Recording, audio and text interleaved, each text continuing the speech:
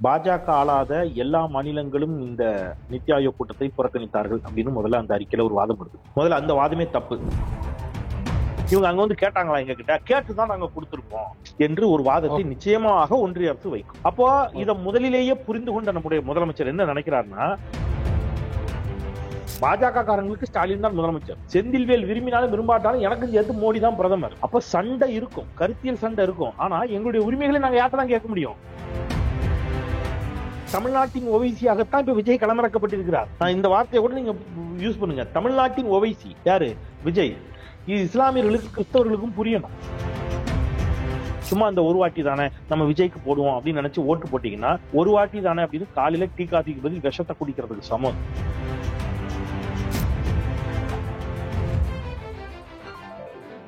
Modern Tamil Nadu பார்வையாளருக்கு வணக்கம். நான் உங்கள் ஜெயபிரகாஷ் கருணாகரன். இன்றைய சிறப்பு நேர்காணலில் நம்மோடு இணைந்திருப்பவர் மூத்த பத்திரிகையாளர் திரு செந்தில்வேல் அவர்கள். வணக்கம். வணக்கம். தமிழ்நாட்டு அரசியல்ல இன்னைக்கு இந்த ஒரு வாரமா பாத்தீங்கன்னா, முதல்வர் அவர்கள் நிதி ஆயோக்கினுடைய கூட்டத்துல கலந்துகிட்டது ஒரு பெரிய பேசு பொருளை உருவாக்கி இருக்கு. அதுல குறிப்பா எதிர்கட்சியினுடைய தலைவராக இருக்கிற எடப்பாடி பழனிசாமி அவர்கள் கூட அது குறித்து காட்டமான விமர்சனங்களை முன்வைக்கிறார். இது எதிர்கட்சி அல்லது ஆளுங்கட்சி அப்படின்ற ஒரு தரப்புல ஒரு லைம்லைட்ல பார்க்கும்பொழுது, சைட்ல புதுசா கட்சி ஆரம்பிச்ச தமிழக வெற்றி கழகத்தினுடைய தலைவரா இருக்கிற திரு விஜய் அவர்கள் ரொம்ப காட்டமான விமர்சனங்களை முன்வைத்து ஒரு அறிக்கையை வெளியிட்டிருக்காரு. இது தமிழ்நாட்டினுடைய நிதியை பெற்று வருவதற்கான ஒரு அணுகுமுறை அல்ல, வாரிசு நிதியை காப்பாற்றுவதற்காக சென்று வந்தார் அப்படின்ற ரொம்ப காட்டமாக தன்னுடைய விமர்சனத்தை அந்த அறிக்கையில வைத்திருக்கார். இந்த அறிக்கையை நீங்க எப்படி பாக்குறீங்க? ரெண்டு கேள்வியா வச்சுக்கலாம். ஒன்னு திரு எடப்பாடி கே பழனிசாமி அவருடைய பார்வை, இன்னொன்று திரு விஜய் அவருடைய பார்வை. சோ முதல்ல திரு விஜய் அவர்களுக்கு சொல்லிட்டு போயிடலாம் நினைக்கிறேன். விஜய் அவருடைய அரசியல் அறியாமையினுடைய வெளிப்பாடு தான் அந்த அறிக்கை. அப்படித்தான் நான் பாக்குறேன். அந்த அறிக்கை நான் முழுவதும் வாசித்தேன். அதுல என்ன சொல்றாரு அப்படின்னா, பாஜக ஆளாத எல்லா மாநிலங்களும் இந்த நித்தி ஆயோக் கூட்டத்தை புறக்கணித்தார்கள் அப்படின்னு முதல்ல அந்த அறிக்கையில ஒரு வாதம் வருது. முதல்ல அந்த வாதமே தப்பு. ஏன் அப்படின்னு கேட்டீங்கன்னா, பாஜக ஆட்சி செய்யாத பஞ்சாப் மாநில முதலமைச்சர் அந்த நிதி ஆயோக் கூட்டத்தில் கலந்து கொண்டிருக்கிறார். தெலுங்கானாவினுடைய முதலமைச்சர் அதில் கலந்து கொண்டிருக்கிறார். தெலுங்கானால காங்கிரஸ் கட்சியினுடைய ஆட்சி, பஞ்சாப்ல ஆம் ஆத்மி ஆட்சி. இன்னும் சொல்ல போனா பாஜக கூட்டணி ஆட்சி நடைபெற்றுக் கொண்டிருக்கக்கூடிய பீகாரினுடைய முதலமைச்சர் நிதிஷ்குமார் அந்த கூட்டத்தை புறக்கணித்திருக்கிறார். தட் மீன்ஸ் கலந்து கொள்ளவில்லை. புறக்கணித்திருக்கிறான்னு சொல்ல முடியாது, கலந்து கொள்ளவில்லை அப்படி வச்சுக்கலாம். சோ அப்போ கூட்டணி கட்சியை சேர்ந்தவர்கள் கலந்து கொள்ளாமலும் இருந்திருக்கிறார்கள், மாற்றுக் கட்சியை சேர்ந்தவர்கள் கலந்து கொள்ளவும் செய்கிறார்கள். ஒரு விஷயத்தை முதல்ல புரிஞ்சுக்கணும். இது மோடி அவருடைய கட்சி நிகழ்ச்சியை நடத்தி அதுக்கு நம்மை கூப்பிடல, நாமளும் அதற்கு போகல. தட் மீன்ஸ் நாம சொல்றது நம்முடைய தமிழ்நாடு அரசு, முதலமைச்சர். இது ஒன்றிய அரசு நடத்தக்கூடிய ஒன்று. இன்னைக்கு மோடி இருப்பாரு, நேத்து மன்மோகன் சிங் இருந்தாரு, நாளைக்கு வேற ஒருத்தர் இருப்பாரு. இது யாருடைய அப்பன் வீட்டு காசும் அல்ல, யாரும் தனியா அவங்க வீட்டுல காய் காசு போட்டு நடத்துற நிகழ்ச்சி அல்ல. இது நம்ம எல்லோருக்குமான ஒரு நிகழ்வு, நம்ம எல்லாரும் சேர்ந்து செய்யறோம். அதனால இதுல கலந்துக்கிறதுல தப்பு இல்ல, போய் நம்ம உரிமையை கேட்டதும் தப்பு இல்ல. சரி, அப்ப ஏன் சார் கடந்த வாட்டி கலந்துக்கல அப்படிங்கிற கேள்விதான் அவங்க கேட்கறாங்க. ரைட்டு, உரிமையோட கேட்கலாம். போன வாட்டி ஏன் போகல அப்படின்னு வருகின்ற பொழுது, எல்லோருக்குமான நிகழ்வு தான், எல்லோருக்குமாக வரியை சரியா பிரிச்சு கொடுக்கணும். ஆனா அதை அவங்க செய்ய தவறுகின்ற பொழுது நான் என்ன செய்யறேன், என்னுடைய எதிர்ப்பை பதிவு செய்யறேன். இப்ப நம்ம இப்படி எடுத்துக்கலாம். சட்டப்பேரவையில அஇஅதிமுக வெளிநடப்பு செய்கிறது. இன்னைக்கு அவங்க எதிர்கட்சி. இப்ப திமுக எதிர்கட்சியா இருக்கும்போது திமுக வெளிநடப்பு செய்வாங்க. வெளிநடப்பு செஞ்சு வெளியில வந்துடுறாங்க. வெளியில பத்திரிகையாளர்கிட்ட சொல்லுவாங்க. என்ன சொல்லுவாங்க? ஆளும் திமுக அரசு எங்கள் கோரிக்கைக்கு செவிசாய்க்கவில்லை, சபாநாயகர் எங்கள் குரலுக்கு மதிப்பளிக்கல, எங்களை பேசவே விடல, அதனால நாங்க வெளிநடப்பு செய்யறோம்னு சொல்லுவாங்க. சொல்லிட்டு எங்க போவாங்க? வீட்டுக்கு கிளம்பிடுவாங்களா? திருப்பி சட்டப்பேரவைக்குள்ளதான் போவாங்க. இப்ப நீங்க அவங்க கிட்ட போய், அதான் உங்களுக்கு மரியாதை கொடுக்கலன்னு நீங்க சொன்னீங்களே, உங்க குரலையே கேட்கலன்னு சொன்னீங்களே, அப்புறம் எதுக்கு திருப்பி உள்ள வந்தீங்க, போனீங்களா, அப்படியே பேர வேண்டியதானு சொன்னா அது எவ்வளவு சிறுபிள்ளைத்தனமான வாதமாக இருக்குமோ அந்த மாதிரியான ஒரு வாதம் தான் விஜய் அவர்கள் பேசக்கூடிய வாதம். வெளிநடப்பு என்பது ஒரு எதிர்கட்சியினுடைய உரிமை, தார்மீக உரிமை.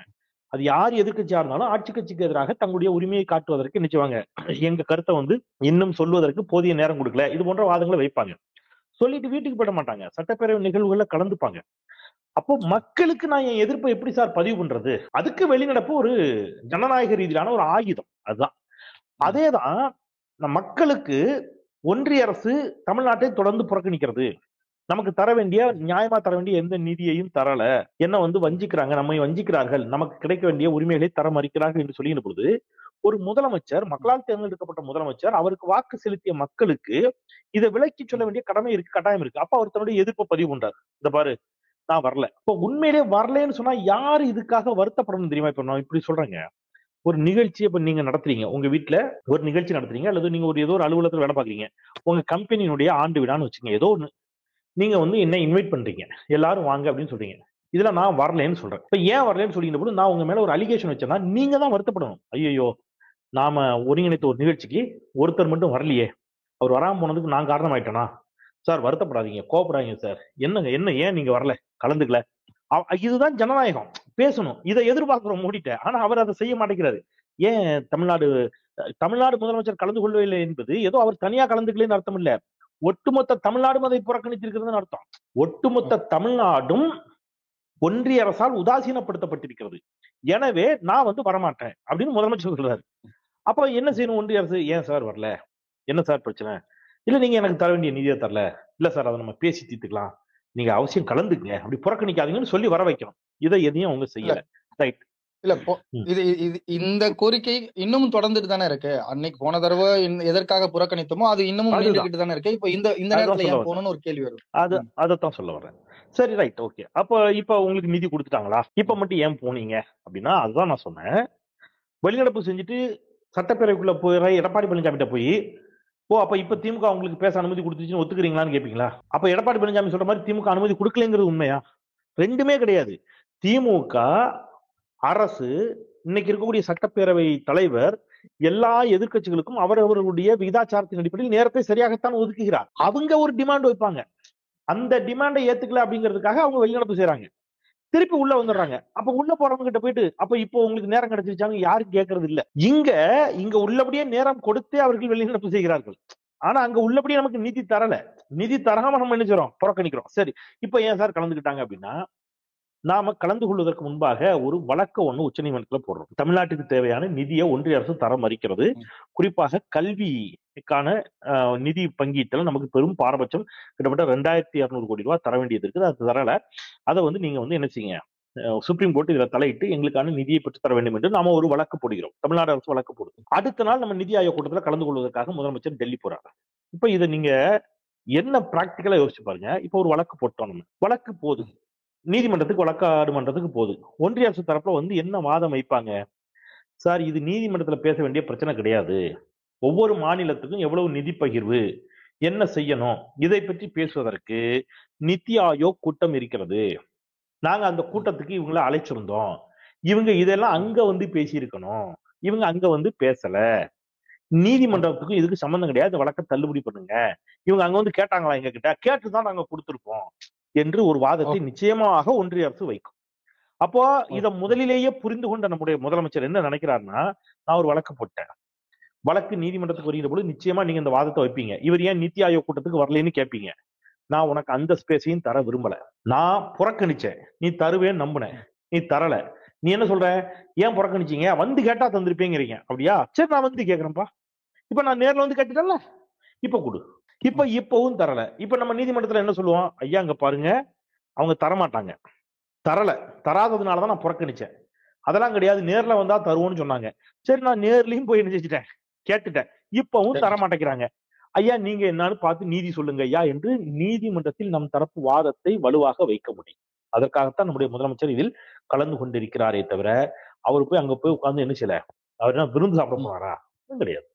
இது ஒரு அரசு நிகழ்ச்சி. ஒரு பிரதமர், அவர் யாரா இருந்தாலும், இப்ப நமக்கு எனக்கு மோடி மீது 1000 விமர்சனம் இருக்கலாம். பட் அவர் தான் எனக்கும் பிரதமர். இங்க இருக்கக்கூடிய பாஜகவினருக்கு நம்முடைய தமிழ்நாடு முதலமைச்சர் ஸ்டாலின் அவர்கள் மீது ஏராளமான விமர்சனங்கள் இருக்கலாம். பட் அவங்களுக்கு அவர் தானே முதலமைச்சர். அப்ப நீங்க விரும்பினாலும் விரும்பாட்டாலும் பாஜக காரங்களுக்கு ஸ்டாலின் தான் முதலமைச்சர். செந்தில்வேல் விரும்பினாலும் விரும்பாட்டாலும் எனக்கும் சேர்த்து மோடி தான் பிரதமர். அப்ப சண்டை இருக்கும், கருத்தியல் சண்டை இருக்கும். ஆனா எங்களுடைய உரிமைகளை நாங்க யார்ட்ட தான் கேட்க முடியும்? மாநில அரசு என்று வருகின்ற பொழுது முதலமைச்சரிடம் கேட்போம், ஒன்றிய அரசு என்று வருகின்ற பொழுது பிரதமரிடம் கேட்போம். பாகிஸ்தானா நமக்கு பயங்கர எதிரி நமக்கு. ஆனா அந்த பாகிஸ்தானினுடைய ஆட்சி பொறுப்பில் இருந்த நவாஸ் ஷெரீப்பினுடைய பேத்தி திருமணத்துக்கு சொல்லாம கொள்ளாம திடீர்னு போனாரு மோடி. ஆப்கானிஸ்தான் போயிட்டு வர்ற வழியில பிளைட்டை பாகிஸ்தான்ல இறங்கிட்டாரு. போய் விருந்து சாப்பிட்டுட்டு அந்த மணமக்களை வாழ்த்தி விட்டு வந்தார். உடனே நீங்க பாருங்க, நவாஸ் ஷெரீப்போடு இவர் இணக்கம் காட்டுகிறார்னு சொன்னா எப்படி இருக்கும்? அப்படி சொல்லலாமா? அது வேற, இது வேற. தனிப்பட்ட நட்பு என்பது வேறு, ராஜாங்க ரீதியிலான சந்திப்புகள் என்பது வேறு, அரசியல் சித்தாந்த எதிர்ப்பு என்பது வேறு. தனிப்பட்ட இப்போ முறையில இது மோடியை நாளை எதிரில் பார்த்தால் நம்முடைய முதலமைச்சர் வணக்கம் சொல்லி நலம் விசாரிப்பார். இது தனிப்பட்ட நட்பு. ராஜாங்க ரீதியிலான உறவு என்பது தமிழ்நாட்டுல ஒரு திட்டம் தொடங்கி வைக்க பிரதமர் வருகிறார் என்றால் நம்முடைய முதலமைச்சர் பாதுகாப்பு ஏற்பாடுகள் எல்லாம் சிறப்பாக செஞ்சு நம்ம ஆட்சி பொறுப்பெடுத்து அவரை வரவேற்று அந்த மேடையில அவரும் பங்கெடுப்பார். அவரு கூட்டுற நிதி ஆயோக் கூட்டத்துல இவர் கலந்து கொள்வார். இது ராஜாங்க ரீதியிலான சந்திப்பு. சித்தாந்த அரசியல் ரீதியிலான எதிர்ப்பு என்பது அது தொடர்ச்சியா முதலமைச்சர் செய்து கொண்டே இருக்கிறார். அதான் சுப்ரீம் கோர்ட்டுக்கு போனது. அதான் மோடியா இருந்தாலும் சரி, டாடியா இருந்தாலும் சரி, எனக்கு மோடியை கண்டு பயமில்லை, ஈடியை கண்டு பயமில்லை என்று உதயநிதி ஸ்டாலின் சொல்லுவது. இந்த மூன்றும் வேறு வேறு குழப்பிக் கொள்ளக்கூடாது. இப்போ நீங்க சொல்றதுபடி இது அரசு முறை பயணம், அதனால போயிட்டு வந்துட்டாரு. ஆனா இப்போ இங்க இருக்கிற எதிர்க்கட்சிகள் அதுல எழுப்புற கேள்வி என்பது ஒரே பேட்டர்னா இருக்கு. குறிப்பா எடப்பாடி அவர்கள் கொடுத்த அறிக்கையா இருக்கட்டும், அல்லது தவிகவினுடைய தலைவரா இருக்கிற விஜய் அவர்கள் கொடுத்த அறிக்கையா இருக்கட்டும், 2 பேரும் இந்த குடும்ப வாரிசு அப்படின்ற இடத்துக்கு அதை தள்ளுறாங்க. குடும்பத்தில் இருக்கிற நிதியை காப்பாற்றுவதற்காக டெல்லி பயணம் போயிட்டு வந்தாங்க அப்படின்ற மாதிரி 2 பேரும் ஒரே பேட்டர்ன்ல போறாங்க. இன்னொரு கூடுதலா போய் விஜய் என்ன சொல்றாருன்னா, திமுகவும் பாஜகவும் ரகசிய கூட்டணி வைத்துக் கொண்டிருக்கிறார்கள். கூடிய விரைவில் அது நேரடி கூட்டணியாக மாறுவதற்கும் எந்த விதமான ஆச்சரியமும் இல்லை அப்படின்ற மாதிரி சொல்றாங்க. இதை நீங்க எப்படி பாருங்க? நான் இப்போ ஒரு தனியார் தொலைக்காட்சியில நெறியாளராக பணியாற்றி கொண்டிருந்த காலகட்டம். முத்தமிழர் டாக்டர் கலைஞர் அவர்களுக்கு சற்றே உடல்நல குறைபாடு ஏற்படுகிறது. மோடி நேரில் பார்த்து நலம் விசாரித்து சென்றார். உடனே டிபேட், பாஜகவோடு இணக்கம் காட்டுகிறதா திமுக பாஜக கூட்டணி உருவாகிறதான்னு. நான் அந்த நிகழ்ச்சியினுடைய நிறைவுல முடிச்சுட்டு எல்லாம் நிகழ்ச்சியெல்லாம் முடிந்த பிறகு கலந்து கொண்ட அன்றைக்கு திமுக சார்பில் ஒரு நண்பர் கலந்து கொண்டார். அவர் கூட ஒரு நிமிஷம் கன்ஃபியூஸ் ஆயிட்டார். ஒருவேளை நெருக்கம் காட்டுறாங்களா, இல்ல சார் இப்படி சார் கூட்டணி கிட்டே வச்சிருவாங்களா சார் அப்படிங்கிற மாதிரி கேட்டாரு. நான் சொன்னேன், சார் நான் எழுதி தர்றேன் திமுக பாஜக கூட்டணி போகாது அப்படின்னு நான் அன்னைக்கு அவர்கிட்ட பேசுறேன். இது சும்மா ஆஃப் த ரெக்கார்டா பேசுற விஷயம் தான். பட் ஏன் சொல்றேன் அப்படின்னா, ஒப்பீனியன் மேக்கிங்கிறது எவ்வளவு வலுவா நடக்குதுங்கிறதுக்காக சொல்றேன். கருத்துருவாக்கத்தின் அடிப்படையில திமுகவை சேர்ந்தவங்களை கூட நம்ப வைக்கிற அளவுக்கு கருத்துருவாக்கம் பண்ணிடுவாங்க. நீங்க அல்லது திமுக ஆதரவு மனநிலையில் இருக்கக்கூடிய வாக்காளர்களை கூட கருத்துருவாக்கத்தில் பாஜகவையும் ஆர்எஸ்எஸையும் வலதுசாரி இயக்கங்களையும் நீங்க அடிச்சுக்கவே முடியாது.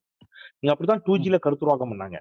2Gன்னு சொல்லி ஒரு கட்டத்துல தீவிரமாக, நான் சொல்றது திமுக கட்சிக்காரங்களை சொல்ல, திமுக அனுதாபிகள், கட்சிக்காரனா இருக்க மாட்டான், அனுதாபியா இருப்பான், கட்சிக்கு ஓட்டு போடுவான். அவனே அதுலயே ஒரு சில சார் ஒருவேளை அப்படி இருக்குமா சார் அப்படின்னு நம்புற இடத்த கொண்டு போய் விட்டுட்டாங்க. ஆனா இன்னைக்கு என்னாச்சு? இன்னைக்கு எல்லாருக்கும் உண்மை தெரிஞ்சிருச்சு. சோ எப்பவுமே பாஜகவும் ஆர்எஸ்எஸ் இந்த கருத்துருவாக்க அரசியலை வலிமையாக கட்டமைப்பாங்க. அப்படித்தான் இப்ப பண்றாங்க. இப்ப அவங்களுக்கு இருக்கிற விஜய் வச்சு பண்ணுவாங்களா? அந்த கருத்துருவாக்கம் விஜய் வச்சு பண்ணுவாங்க. விஜய் வச்சு தான் பண்ணுவாங்க. விஜய் வச்சு பண்ணுவாங்களா? அதை விஜய் வச்சு தான் பண்ணுவாங்க. ஏன் அப்படின்னா, காலம் முழுவதும் ஒரு இயக்கம் யாருக்காக உழைக்கிறதோ அவர்களை வைத்தே அந்த இயக்கத்தை அழிப்பது அப்படிங்கிறது பார்ப்பனியத்தினுடைய சதி, ஆரியத்தினுடைய சதி. அப்ப திமுக ஒடுக்கப்பட்ட மக்களுக்காக, பிற்படுத்தப்பட்ட மக்களுக்காக, சிறுபான்மை மக்களுக்காக காலம் காலமாக உழைத்து வரக்கூடிய ஒரு இயக்கம். அவர்களுக்கான நலத்திட்டங்களை தீட்டக்கூடிய இயக்கம். அப்போ அங்கிருந்தே தலைவர்களை உருவாக்கி அவர்களுக்கு எதிராக பேச வைப்பது. அப்ப பிற்படுத்தப்பட்ட சமூகத்திலிருந்து ஒருத்தரை எடுத்து நீங்க அவர் பெரியாரை கொண்டாடியவரா இருக்கணும். ஆனா பெரியாராலதான் எல்லாம் போச்சு, திராவிடத்தாலதான் எல்லாம் போச்சுன்னு சொல்றவரா இருக்கணும். அப்படி யாரை எடுக்கிறது அப்படின்னு பார்க்கும்போது அவங்க சீமான கையில் தட்டாங்க. சீமானை வச்சு அடிச்சாங்க. அப்புறம் நீங்க பாத்தீங்கன்னா, ஒடுக்கப்பட்ட தலித் சமூகத்தினுடைய சகோதரர்கள் ஒரு சிலரை கையில் எடுத்து அவங்கள வச்சு எங்களுக்கு கேடே திமுக தான் அப்படிங்கிற மாதிரி பேச வச்சாங்க. இதெல்லாம் பெரிய அளவுல ரீச் ஆகல. ஒரு சின்ன சின்ன அளவுல போயிட்டு இருக்கும்போது அவங்களுக்கு ஒரு உச்ச நட்சத்திரமாக, எஸ் அப்கோர்ஸ் விஜய் உச்ச நட்சத்திரம், அதுல மாற்று கருத்துல பெரும் ரசிகர்களை கொண்டிருப்பார். இப்ப அவரை வச்சு ஒரு பிளான் நடக்குது. பிளான் நடந்து என்ன செய்யறாங்க, இவரை நம்ம கிறிஸ்டியனா அடையாளப்படுத்துவோம். அடையாளப்படுத்திட்டு இவரை உள்ள கொண்டு வருவோம். நாம அவரை திட்டுற மாதிரி திட்டுவோம். அப்ப நாம் அவரை திட்ட ஆரம்பிக்கும் போதே, அவரை கிறிஸ்தவர் என்று அடையாளப்படுத்துகின்ற பொழுதே இயல்பாக கிறிஸ்தவர்களுடைய வாக்குகள், இஸ்லாமியர்களுடைய வாக்குகள் கொஞ்சம் விஜய் பக்கம் போகும். ஃபுல்லா போகாட்டாலும் கொஞ்சம் பிரியும். கொஞ்சம் இஸ்லாமியர் வாக்குகளையும் கிறிஸ்தவ வாக்குகளையும் விஜய் பிரித்து விட்டால் அதிமுக பாஜக கூட்டணி வெற்றி பெற்றுவிடும். எனவே விஜயை உள்ள கொண்டு வருவோம். அப்ப விஜய் முழு நேர வேலை என்னது? திமுகவை திட்டுவது. திமுக பாஜகவோடு இணைத்து பேசுவது. திமுக இஸ்லாமியர்களுக்கு என்ன செய்தது என்று பேசுவது. நீங்க இப்ப இந்த 3 மாசமா எடுத்து பாருங்க, முழுக்க விஜய் தரப்புல இருந்து வந்த அறிக்கையில இருந்து ஆதோர்ஜனா பேசுவதா இருக்கட்டும், மற்றவர்கள் பேசுவதா இருக்கட்டும், இது எல்லாமே இதை நோக்கியதாகவே இருக்கும். அப்ப இது ஒரு தெளிவான திட்டமிடப்பட்ட சதி. கிறிஸ்தவ இஸ்லாமிய வாக்குகளை திமுகவிடமிருந்து பிரிக்க வேண்டும் என்பதற்காக விஜய் களமிறக்கப்பட்டிருக்கிறார். இஸ்லாமிய கிறிஸ்தவ வாக்குகளை கொஞ்சமாவது பிரிச்சிருங்க, ஒரு தொகுதிக்கு 1,000 ஓட்டையா பிரிச்சிருங்க, போதும், நாங்க வின் பண்ணிடுவோம். வின் பண்ணிட்டா முதல் முறையாக தமிழ்நாட்டில் பாஜக கூட்டணி அரசு பதவி இருக்கும். நான் நீங்க சொல்றேன், இது வரைக்கும் தமிழ்நாட்டில் பாஜக கால் ஒன்றே முடியல. ஆனால் முதல் முறையாக தேசிய ஜனநாயக கூட்டணி தலைமையிலான அரசு. எல்லா மாநிலத்திலும் பாஜக இப்படித்தான் கால் நுழைக்கும். முதல்ல கூட்டணியா வருவாங்க, அப்புறம் கொஞ்சம் கொஞ்சமா அவங்க எல்லாத்தையும் கபலீகரம் பண்ணி அவங்க ஆட்சியை பிடிச்சிருவாங்க. அப்படி ஒரு சூழல் வந்தால் முதலில் பாதிக்கப்பட போது இஸ்லாமியர்களும் கிறிஸ்தவர்களும் தான். எனவே இஸ்லாமிய சகோதரர்கள், கிறிஸ்தவ சகோதரர்கள் இதை எதையோ விளையாட்டா நினைச்சிட்டு சும்மா அந்த ஒரு வாட்டி தானே நம்ம விஜய்க்கு போடுவோம் அப்படின்னு நினைச்சு ஓட்டு போட்டீங்கன்னா, ஒரு வாட்டி தானே அப்படின்னு காலையில டீ காஃபிக்கு பதில் விஷத்தை குடிக்கிறதுக்கு சமம். நான் ஏதோ உங்களை அச்சப்படுத்துவதற்காகவோ அல்லது நீங்க திமுக ஓட்டே போட்டு ஆகணுங்கிறதுக்காகவோ நான் சொல்லல. நான் கலை யதார்த்தத்தை சொல்றேன். எல்லா மாநில அரசியலையும் பார்த்து சொல்லுகிறேன். விஜய்க்கு நீங்கள் போடக்கூடிய வாக்கு என்பது வீண் விரயம். அவரால் ஆட்சியை பிடிக்க முடியாது. 40% ஓட்டு வாங்க போறதும் இல்ல, அவரால் 4 எம்எல்ஏ ஜெயிக்க போறதும் கிடையாது. ஆனா தொகுதிக்கு 4000 ஓட்டை பிரிச்சுட்டு போயிருவாரு. அப்ப அவர் பிரிக்கிற 4000 ஓட்டும் பாஜகவிற்கு லாபம். இதை புரிந்து கொண்டு இந்த இடத்துல மட்டும் ஒரு கேள்வி. இப்ப நீங்க அவரால் ஜெயிக்க முடியாது அப்படின்றது ஒரு பக்கம் இருக்கு. ஆனா இப்போ இருக்கிற கருத்து கணிப்புகள் அல்லது கருத்துக்கள் சொல்றவங்க எல்லாம் என்ன சொல்றாங்கன்னா, சீமானுடைய வாக்கும் விஜய்க்கு வரும், அல்லது திமுகக்கு எதிரான வாக்கு விஜய்க்கு வரும், அப்புறம் இந்த இஸ்லாமியர்கள் கிறிஸ்தவர்கள் வாக்கு விஜய்க்கு வரும் அப்படின்னும் போது அது கொஞ்சம் முன்னாடி போற மாதிரி சொல்றாங்களா? அதை எப்படி பாக்குறோம்? இல்லங்க, நான் திருப்பி சொல்றேன். 2 விஷயமா வச்சுக்கலாம். நான் ஒரு வார்த்தையை தொடர்ச்சியா ஊடக விவாதங்களை பயன்படுத்துறேன். விஜயை நான் குறை மதிப்பீடு செய்ய விரும்பவில்லை. விஜயை மிகை மதிப்பீடு செய்யவும் என்னால் முடியவில்லை. அதையும் என்னால ஏற்றுக்க முடியாது. விஜய் நாளைக்கு ஆட்சி பிடிக்க போறாரா? விஜயால எத்தனை எம்எல்ஏ ஜெயிக்க முடியும்? கிடையாது. அதே சமயத்துல விஜய்க்கு ஒரு ஓட்டு கூட விழாதுன்னு நான் சொல்லல. அதுதான் நான் சொல்றேன். அப்ப தொகுதிக்கு அவரு 5000 ஓட்டை வாங்குறாருன்னா நீங்க பர்சன்டேஜா என்னன்னாலும் வச்சுங்க, 5 வச்சுங்க, 7 வச்சுங்க, 8 வச்சுங்க, 10 வச்சுங்க, ஏதோ ஒரு பர்சன்டேஜ். யாருக்கும் தெரியாது, எனக்கும் தெரியாது, உங்களுக்கும் தெரியாது. ஆனா ஒரு 5%, 6%, 8% அல்லது சீமானுடைய வாக்குகள் கொஞ்சம் இந்த பக்கம் வந்துச்சுன்னா ஒரு 10 கூட வைங்க, 7%, 8%. இதை வச்சுட்டு அவர் ஆட்சியை பிடிக்க முடியாது. அதே சமயத்துல இது யாருக்கு உதவும்? அதிமுக பாஜக கூட்டணிக்கு தான் உதவும். ஓவைசி இந்த வேலையை தான் செஞ்சாரு. ஓவைசி என்ன பண்ணாரு? சம்பந்தமே இல்லாம வட இந்தியால போய் போட்டி போடுவாரு. உத்தரப்பிரதேசத்துல போய் 10 தொகுதியில நிப்பாரு. உத்தரப்பிரதேசத்துல ஓவைசிக்கு என்ன பேஸ் இருக்கு? ஒண்ணும் கிடையாது.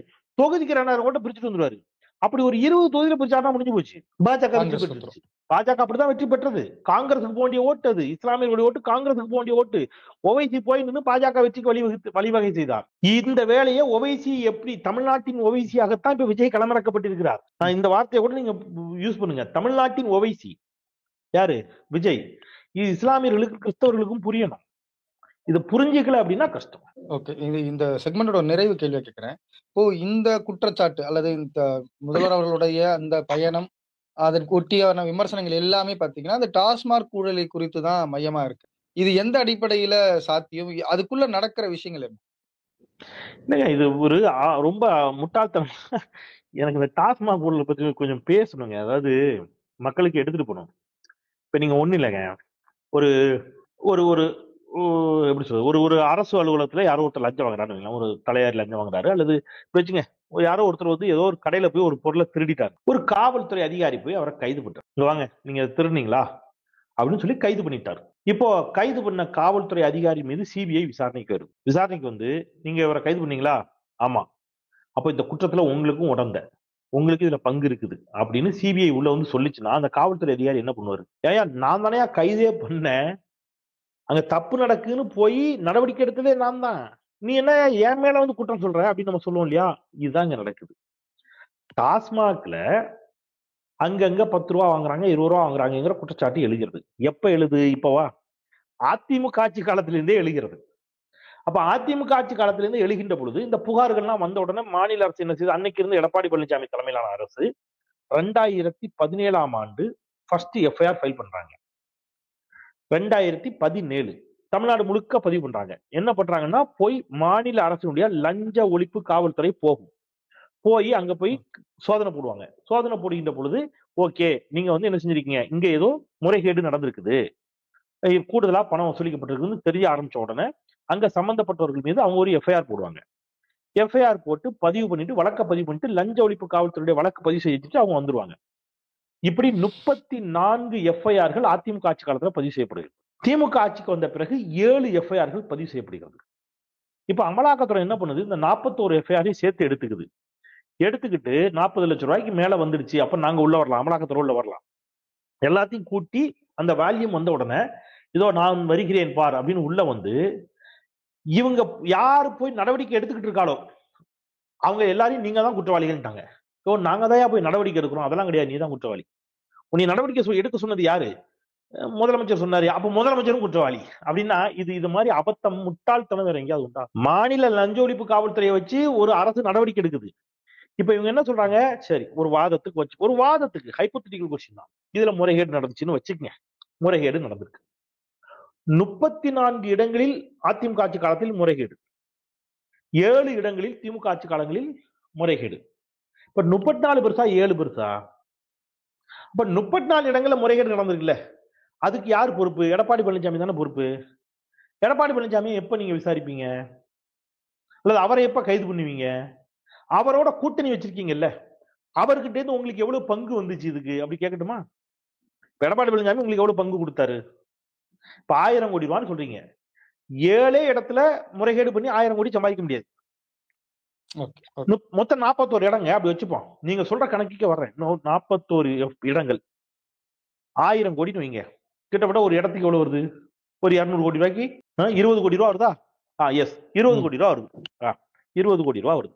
Right, okay. நான் இப்ப என்ன சொல்றேன், 20 கோடி ரூபா ஒரு இடத்துக்கு அப்ராக்சிமேட்டா வச்சுப்போம். 20ல இருந்து 25 கோடி வைங்க. இப்ப இந்த 20ல இருந்து 25 கோடி ரூபாய் ஒரு இடத்துக்கு, அப்ப 34 இடத்துக்கு 25 கோடி ரூபாய் எவ்வளவு ஆச்சு? கிட்டத்தட்ட 600-700 கோடி ரூபாய் யார் ஆட்சியில நடந்திருக்கு? அதிமுக ஆட்சியில. அப்படி வச்சுப்போம். ஒரு 150-200 கோடி ரூபாய் எங்க வந்திருக்கு? திமுக ஆட்சியிலன்னு வச்சுப்போம். இப்ப 600-700 கோடி ரூபாய் நடந்திருக்கலாம் அதிமுக ஆட்சியில. அதன் மீது என்ன நடவடிக்கை? ஏதாவது பதில் இருக்கா? கிடையாது. அப்போ இத மாதிரியான பைத்தியக்காரத்தனங்கள், முட்டாள்தனங்கள், நீங்க எப்பவுமே பிஜேபி ஒண்ணு புரிஞ்சுக்கணும். அவங்க வந்து நம்பர் பிக்ஸ் பண்ணுவாங்க முதல்ல. அதான் அவங்களுடைய வேலையை எப்படி ஆரம்பிப்பாங்கன்னு கேட்டீங்கன்னா, முதல்ல ஒரு கருத்தை உருவாக்குவாங்க. அப்புறம் அந்த கருத்தை உருவாக்கி அந்த கருத்துக்கு வலு சேர்ப்பதற்கு ஏற்ற மாதிரி ஒரு புறச்சூழலை உருவாக்குவாங்க. அதுக்கேற்ற மாதிரி மீடியால 10 செய்தியை கசிய விடுவாங்க. அதுக்கு வலு சேர்க்கிற மாதிரி சிபிஐயோ, அமலாக்கத்துறையோ, வருமான வரித்துறையோ உள்ள வரும். அப்புறம் அதை தொடர் பேசு பொருள் ஆக்குவாங்க. அப்படியே மக்களை நம்ப வைப்பாங்க. இப்படித்தான் 1,76,000 கோடினாங்க, இப்போ 1000 கோடிங்கிறாங்க. கருத்துருவாக்கத்தை செய்வதில் பாஜகவுக்கு நிகர் பாஜக தான். மீண்டும் ஆட்சி அதிகாரத்துக்கு வந்து கொள்ளையடிக்கணும் அப்படிங்கறது அதிமுக தெளிவா இருக்கு. நீ ஆட்சி அதிகாரத்துக்கு வந்து கொள்ளையடிக்கணுமா, நான் சொல்றதை கேளு, இல்லைன்னா உன்னைய பிடிச்சி உள்ள வச்சிருவேன்னு பாஜக மிரட்டி கூட்டணி வச்சிருக்குது. அமலாக்கத்துறை, சிபிஐ வழக்குகள் எடப்பாடி பழனிசாமில இருந்து தங்கமணி, வேலுமணி எல்லார் மேலையும் தலையிலையும் கத்தி தொங்கிட்டு இருக்கு.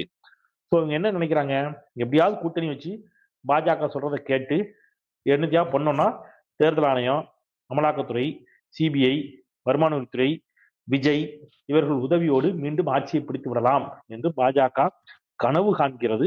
அவர்கள் கனவு ஒருபோதும் பலிக்காது. தமிழ்நாடு மக்கள் விழித்துக் கொண்டார்கள். நாங்கள் இனி ஒருபோதும் ஏமாற தயாராக இல்லை அப்படிங்கிறத உறக்க சொல்லுவோம். வரலாற்று ரீதியான தரவுகளோட முன்வைத்திருந்தீங்க. மிக தெளிவான ஆழமான கருத்துக்களை பதிவு செய்தீங்க. உங்களுடைய நேரத்துக்கு உங்க கருத்து